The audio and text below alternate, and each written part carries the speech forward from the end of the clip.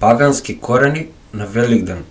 Секој Великден децата одат во потрага по јајца, скриени околу нивната куќа и градина од великденското зајаче. Милиони чоколадни јајца ќе бидат купени, подарени и конзумирани, додека жешките лепчиња ќе летаат од полиците на секој супермаркет. Великден е христијански празник кој се слави низ целиот свет, во спомен на воскресението на Исус Христос по неговото распнување.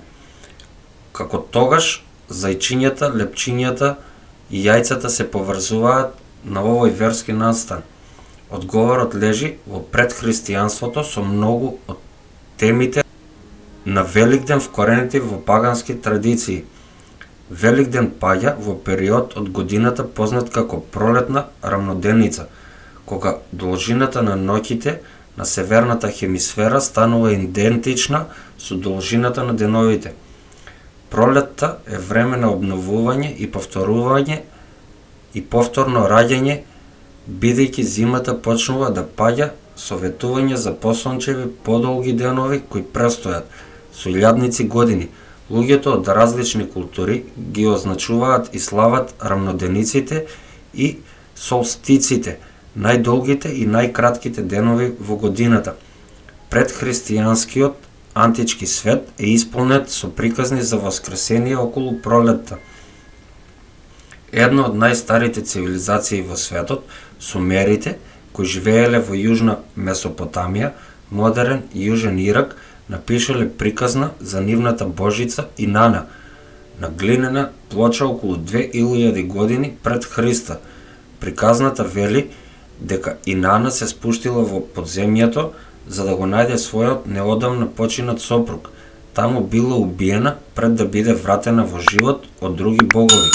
Нејзи и беше дозволено да се врати во светот како сонце 6 месеци пред да мора да се спушти во подземниот свет. Уште еднаш во текот на зимата, уште 6 месеци. Тоа е можеби првата древна приказна за воскресението и повторното раѓање, фокусирана на пролетта. Имаше многу повеќе приказни меѓу античките цивилизации кои следеа слична тема, вклучувајќи го воскреснувањето на Хорус, старо египетско божество со глава на сокол, и смртта и повторното раѓање на богот Дионис. Тие се приказни кои споделуваат идеологии за обновување и светлината што ја освојува темнината. Како што христијанството почна да се шири низ Европа, многу пагански фестивали и традиции беа абсорбирани и приспособени во христијанската вера. Имаше смисла дека веќе вкоренетиот концепт за нов живот, што се слави во текот на пролета, треба да се поврзе со тоа што Исус ја победи смртта и повторно се роди.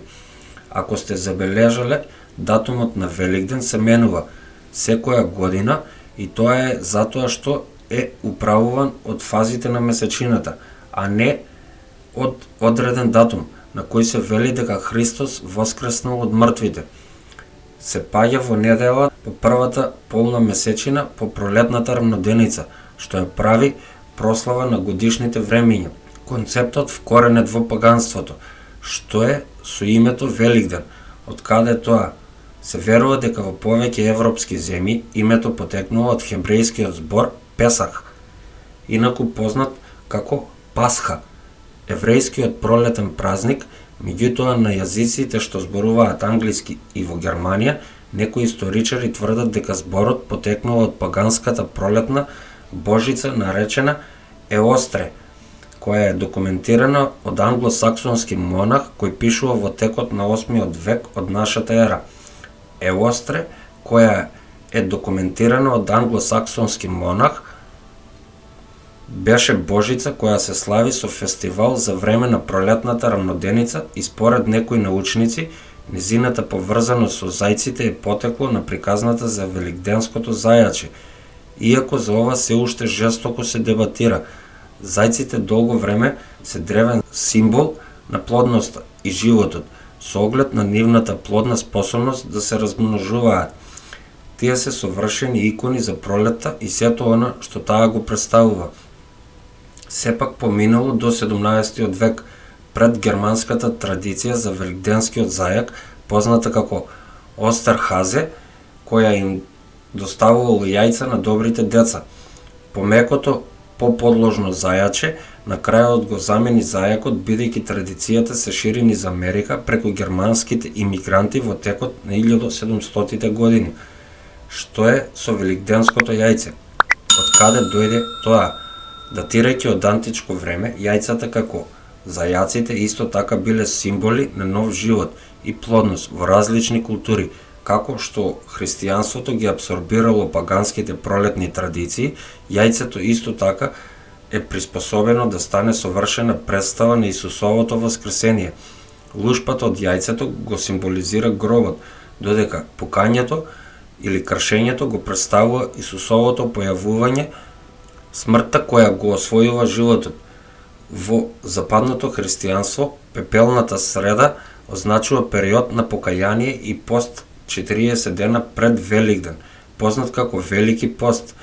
Во средниот век бојадисувањето јајца стана популарна традиција околу тоа време, бидејќи јајцата беа забранети за време на постот. Се вели дека луѓето почнале да ги украсуваат јајцата и да уживаат во нив кога постот завршил за време на великденските празнувања. Обичајот да се бојадисуваат јајцата за време на Великден и денес е многу популарен ширум светот. Индустријската револуција во комбинација со подемот на комерцијализмот во текот на 18 и 19 век ги зацврсти јајцето и зајачето во нашите великденски традиции.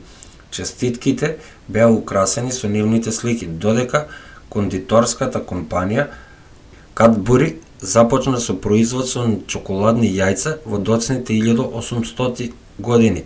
Останатото, како што велат, е историја. Се верува дека има паганско потекло. Таа вкусна великденска храна, чие име и крст се вели дека го символизираат распнувањето на Исус, дел од паганските прослави на Еостре, лепчињето бележани со крст ќе се печеа низ предхристијанска Европа, за да се слави пролетната Божица. Се вели дека символиката на крстот ги представува 4 годишни времења, како и 4 основни фази на месечината. Значи е да се види дека многу од нашите великденски традиции немаат свој корени во христијанската вера. Додека многу луѓе денес ја одбележуваат оваа прилика со прославување на Христовото воскресение, многу други го гледаат Великден како време за радување на доаѓањето на пролета, да го прослават со великденски зајачиња, јајца и топли лепчиња, со крст и го отелотворуваат истиот дух на надеж, обновувањето и нов живот кој постоел околу овој период од годината илјадници години.